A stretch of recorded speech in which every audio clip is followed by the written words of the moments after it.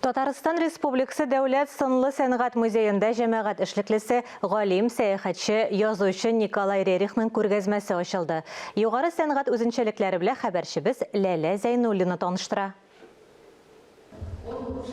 Әлеге күргәзмә бик үзенчәлекле һәм заманча. Ул тематик мультимедия программалы булуы белән аерылып тора. Безнең иң зур байлыгы, безнең мирасыбыз, безнең тарихыбыз һәм без аны, безнең милли рухыбызны саклап яшәргә тиеш.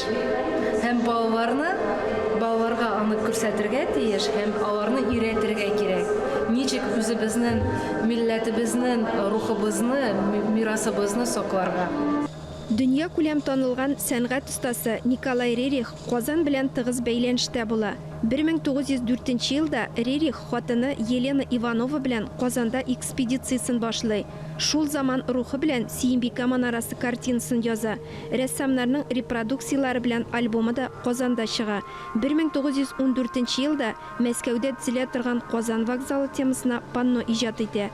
Ул татар мәдәниятының тирәнлеген аңлап, тамырларыннан эзли.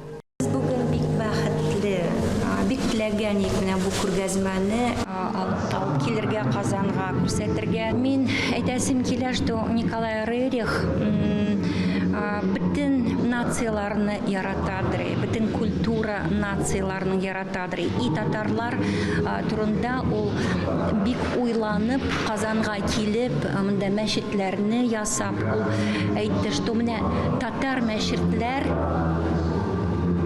Ишенде biz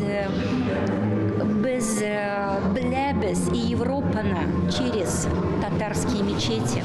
И история не только татар, но и культура мира. Менә шулай итеп, шундый матур сүзләр әйтәдер ул. Хәзерге заман сәнгать галереясында тәкъдим ителгән экспозициягә Дәүләт Рус музее җыелмасыннан Николай Рерихның 70тән артык картинасы, шулай ук Татарстан Республикасы Дәүләт сынлы сәнгать музее, Татарстанның милли музее, фәнни китапханәнең сирәк китаплар һәм кулъязмалар бүлегеннән сәнгать әсәрләре тупланган. Казан өчен, Казанның мәдәни дөньясы өчен бик зур вакыйга. Монда әле халык күрмәгән, кеше күрмәгән картиналарны тәкъдим итәбез без. Аларны килеп карарга була. Үзәктә менә шушы күргәзмәнең үзәге дип 4 зур панноны әйтергән була. Аларсында рус тематикасына эшләнгән. Безнең бит менә беренче этажда рус тематикасы булса, икенче этажда безнең Тибет тематикасына багышланган. Күргәзмә кысаларында һәр шимбә сайын лекторияларда оештырыла. Күргәзмә 2022 елның 13 мартына кадәр эшли. Ләлә Зәйнуллина, Тахир Хәсәнов, Татарстан яңалыклары.